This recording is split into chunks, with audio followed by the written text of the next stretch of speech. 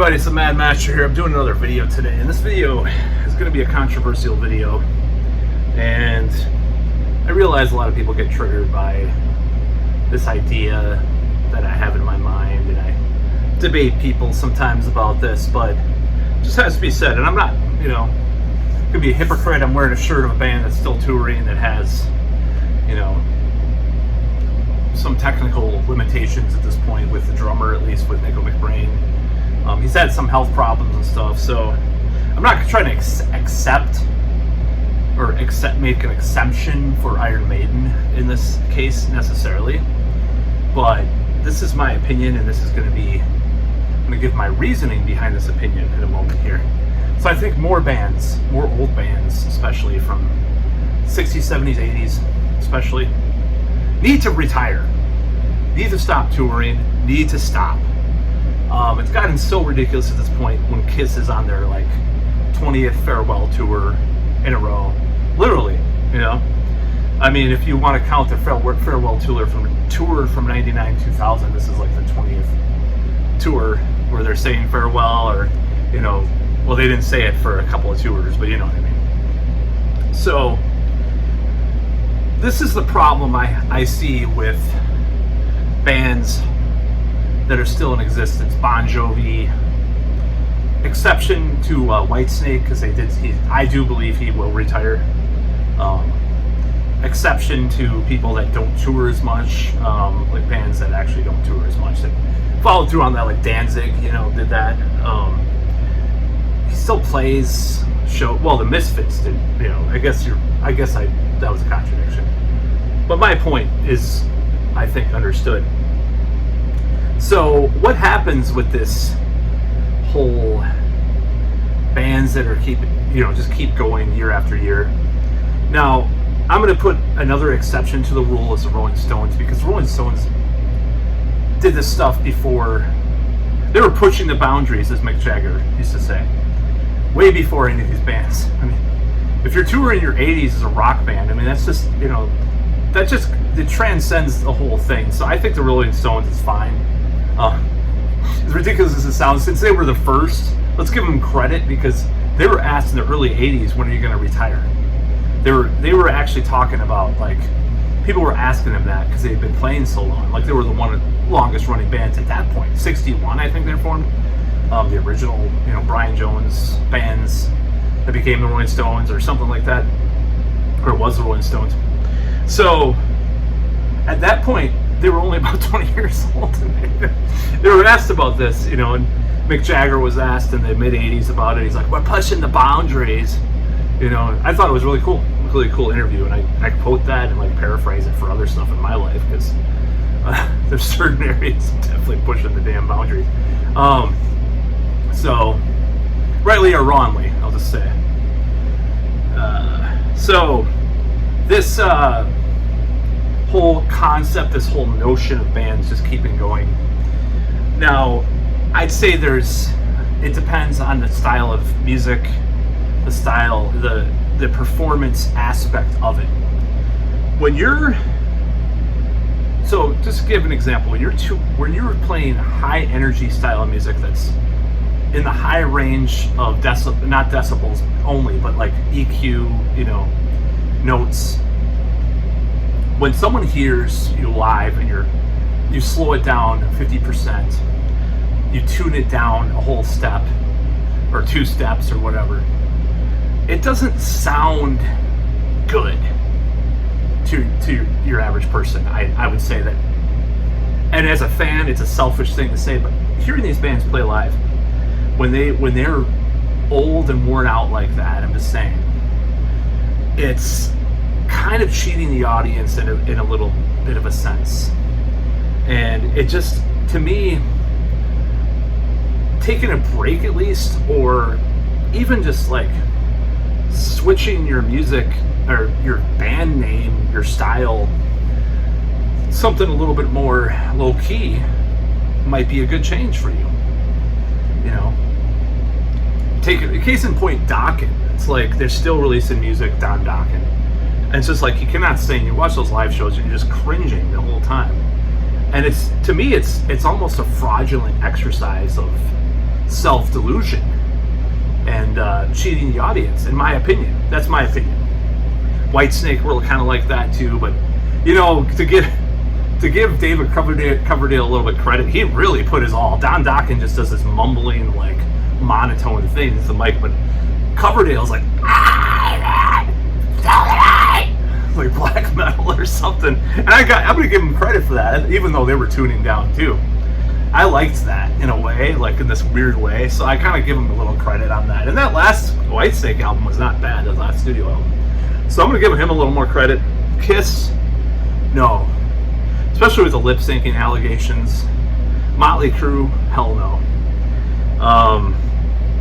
Many of these bands, you know, they're just touring themselves. They just keep going, and it just like, it just doesn't, to me, it's like, it's the extent, sometimes it's the extent of touring, sometimes the extent of what they're trying to do really bothers me. It just makes me cringe, you know, that they're on their 50th year and they just sound like shit, you know. I'm just being honest. And I don't go to a lot of these band shows. I'm not going to go see Motley Crue. I'm not going to go see Dokken. I'm not going to go, you know. I'm even somewhat hesitant about Iron Maiden in some ways, even though I've seen them numerous times since the reunion. Just because I'm afraid I'll be disappointed. Now, Bruce sounded great in the last few clips I've heard. So that's one thing they got going for them still. There's some other elements that I mixed on, but I probably will go see Iron Maiden. Iron Maiden, it's tolerable. They pass muster. I'm just saying, the old Iron Maiden. Judas Priest does to some extent too, especially the last few tours that I saw footage from. Halford sounded a lot better. I think he quit smoking. You know, that probably helped. Sounds pretty good. KK's Priest too. Sounds pretty good. There are bands that just, but there's, you know, Bon Jovi or Motley Crue or, you know, I don't think I'd see Bon Jovi. Well, I'd probably go see Bon Jovi if I were in the 80s. I would go see Bon Jovi. At this point in my life, maybe not when, maybe not back then, because, you know, I was rebelling against Bon Jovi when I was a kid and stuff, because I was a poser, dumb thing, you know, that's what we thought. But now I like, you know, like especially Slippery When Wet and the 2 albums before it, because I'm an AOR fan. So, but yeah, some of these bands are just like sound like total garbage. Now this is another problem with these bands, and this is a problem with the fans. This is a problem with music in general right now. So you have this old over the hill band, you know, let's just say it's a hypothetical band. Let's just say they're hair metal. I'm just saying, I'm not going to name a name, I'm just going to make them into like this hypothetical band, all these bands. And one of the first things they do as support, they don't pick bands that sound like they would now if they were formed now, even. They don't, you know, you won't see Motley Crue have Crazy Licks open. You won't see Bon Jovi have Heat open. And I'm not saying stuff has to sound like that to be like the modern equivalent, not necessarily.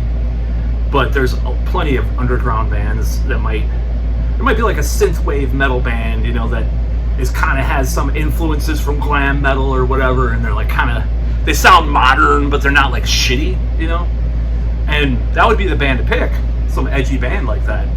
But they pick a lot of these post-grunge bands, and 6 a.m. is like kind of post-grunge meets like Jim Steinman or some shit, you know. I love Jim Steinman. I'm in this weird phase right now. So it's just a dumb, you know, and these guys are so out of touch. You're so out of touch. I mean, I don't ever want to be that out of touch of reality or how music is gone, like in the underground. See, I bash Pantera to some extent sometimes, and I do think they were way too overrated in the 90s, you know, pantheon of music, because there were plenty of bands coming out of everywhere that were great, you know. Pantera got all the attention for metal. Now, there's one thing about them, though. Phil Anselmo always respected the underground, respected these bands that were good bands that were coming up, you know, black metal and stuff, and he was always like that.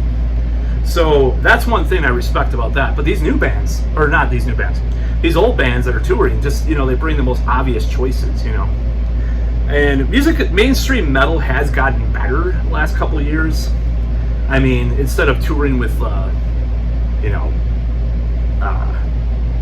Kid Rock, Metallica will tour with The Sword or Ghost or whatever, which is still far better than what they were previously doing. But still, it's like, why would I want to listen to this shit? I don't get the connection between this radio rock stuff and old Metallica. I just don't get it. You know, I would say that you would be touring with a modern equivalent to Metallica, not necessarily thrash though. Just like, who's the new Metallica? You know. So that's kind of my point with that. And the problem with these bands, these big bands, this is the point of the video, is that you are crowding the space. You are crowding people's attention when there are so many new bands that sound as good, if not better, than some of the bands that were influenced by back in the day. Like Heat is a huge example, because, you know, I listen to some hair metal albums. You know, obviously I like a lot of hair metal now that I didn't used to, like, years and years ago. But you listen to, like, let's say Tearing Down the Walls by Heat, or Heat 2, or even like Freedom Rock, and the number of decent or good songs compared to the number of filler songs they equally surpass many of the old hair metal bands. You listen to a hair metal album, there's 3 good songs and like 7 passable ones or something, you know. With Heat, it's like there's a banger. I hate to use that fucking word, but it's so modern. Banger, there's a banger. There's a banger every song, except for maybe one or something, you know. Anyways, I had to edit something out. But yeah, this whole notion that all these old bands are crowding the field. This is my whole notion. This is my hypothesis. They're crowding the field, and they are inadvertently killing rock and roll. Because who's going to be left? You know, who's going to be left to refresh the cycle? You know, in the future, it's certainly not going to be fucking Lizzo, you know, or whoever's big in the mainstream. You know, big in the mainstream. Okay, get it? That was inadvertent, by the way. So yeah, this is my whole point. Stop crowding the field. Just fucking retire already. A lot of you bands. That's all.